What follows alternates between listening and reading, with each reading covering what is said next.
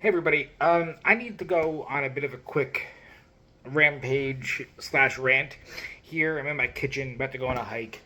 Very informal kind of thing. But I've been trying to find a way to gather my thoughts with this for a very long time.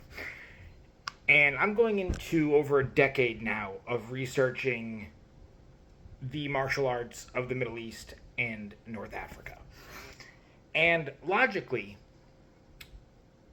I'm going to come across people from HEMA who are coming over to join us. And they want to interact in research and even join our group, which is awesome. And we're really glad to have them. But I'm encountering a problem here. And it's people who want to understand the fighting arts of the medieval Middle East are taking way too much of a HEMA approach to these fighting arts. Okay? A lot of the fighting manuals from Europe are duels based. And what that means is you have these sword fighting masters or fencing guild instructors who travel from keep to keep, city to city, lord to lord, teaching them these sword fighting techniques out of that they've written out of their books. Or maybe when you get towards the Renaissance, there are these experienced duelists who've opened sword schools, right? Or maybe they're teaching you self-defense on the streets. And that's fine and all for the context of dueling, right? Whether that is a duel between two people, a judicial duel, or maybe a martial duel. And that's great for the study of sword fighting in the context of Europe. All right? But when you get to the medieval Middle East, there is a problem that comes across this. All right? With the exception of some instances, maybe Turkey had some, right? There's some instances they're written about in Persia. Dueling was largely not part of the culture. Okay? Sorry, I had to interject here with something and splice back in.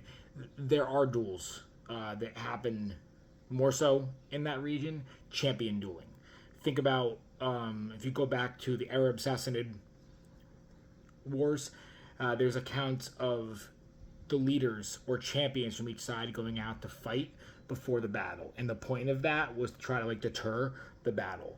Because think about if your buddy or if your leader, who's the best singles fighter, who's won tournaments or has proven himself in the battlefield, suddenly dies in front of you, you might be demoralized, right? So that kind of dueling did exist, but not as much of the we're gonna choose a time, choose a weapon, right? Make sure our weapon's set. That's something else. We don't encourage matched weapons here because in the battlefield, you don't get a chance to say, oh, hold on a second. Let's make sure our weapons match before we fight. Not really a thing. Anyway, back to my original thought. It happened, and there are accounts, but it's not the big way that sword fighting occurred, okay? Or at least the way it was written about, okay? A lot of the Persian manuscripts that I read about or even looked at when I served and I worked under Dr. Manusha Khorasani that are available in Persian Archery and Swordsmanship, his book, are battlefield accounts, recollections, and a few manuscripts that talk about detailed how-tos of the usage of some Persian weapons. Now, you see this pop up with something like Tufat al-Ghazi, which is a Janissary manuscript, and you have Jami al-Fanun, which is the Memluk manuscript.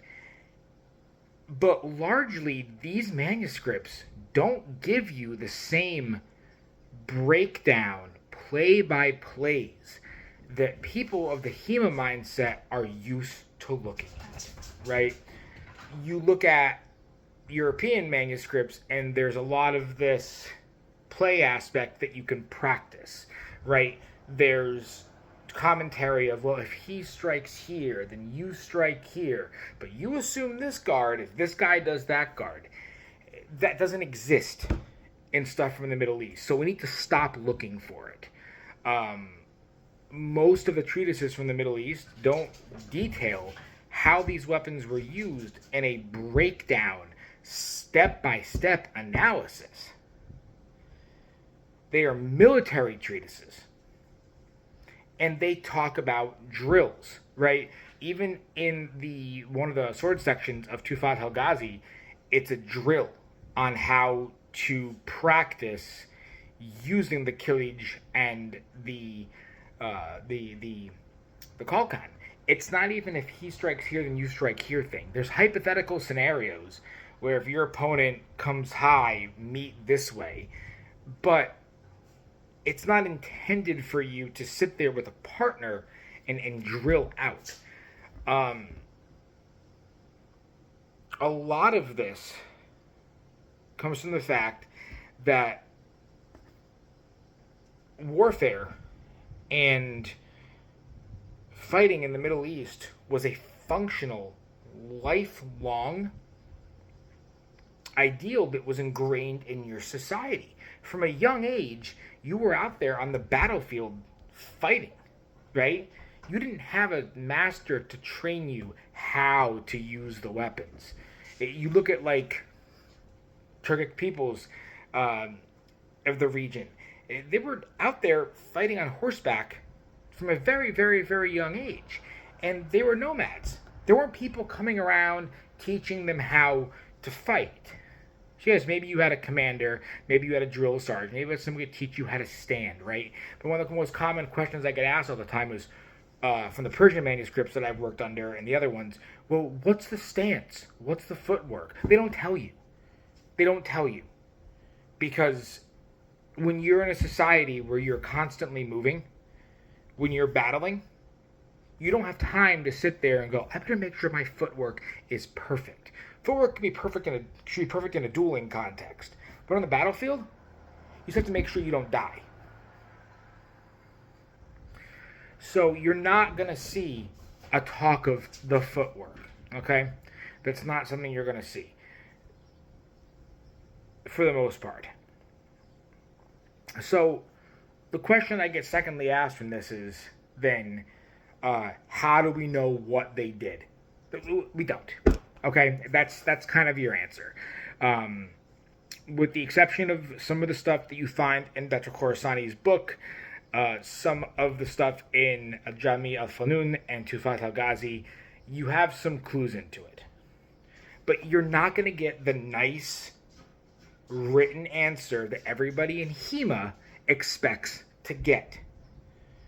That's why in Bait Al-Asad, we focus so heavily on the experimental archaeology end of the research.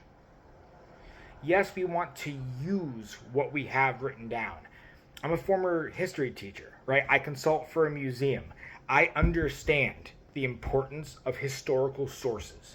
But we use the sources to back our experimental archaeology and use of living traditions and martial practices, such as using the meals, the Persian clubs, to influence our sword fighting and weapons use from Persia. Just like how we use Indian clubs to influence our weapons use from India. But we can look at what's written and say, okay, our discoveries here make sense according to what we know from the living traditions and the documents.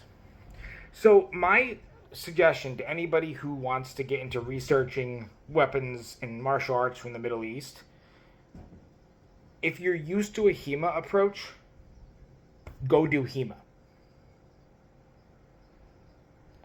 Because the answers you want from HEMA exist in the context of dueling.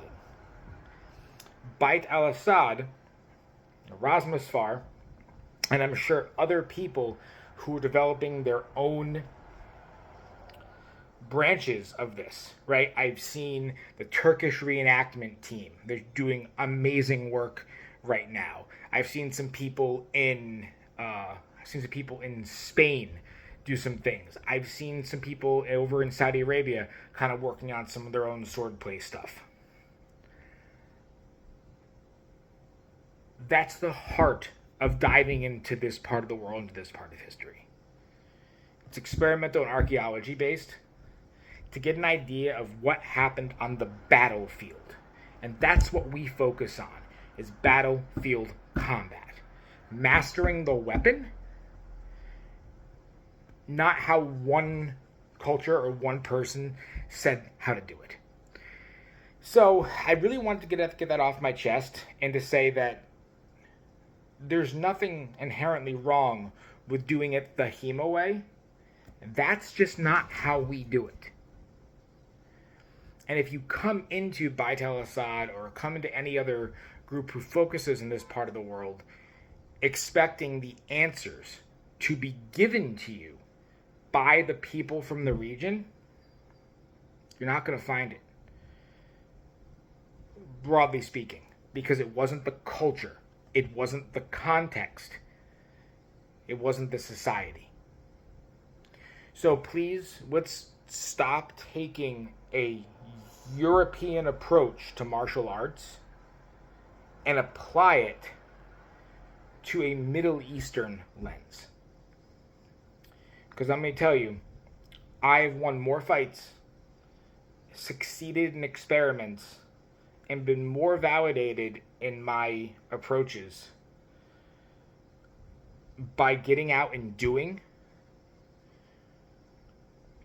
instead of just sitting around and waiting for someone who lived back then to tell me how to do it. So we're going to keep doing our thing. And if you want to join us and support our journey, thank you. If you want to come along and then you go, this isn't what I expected, I told you so. So this is a chance to come aboard, stretch your wings out, try something new, right? Take some approaches that you're used to, but now learn to grow and research and train in a new, fresh way. All right, so that's been my quick rant. Thank you so much, and we'll see you next time.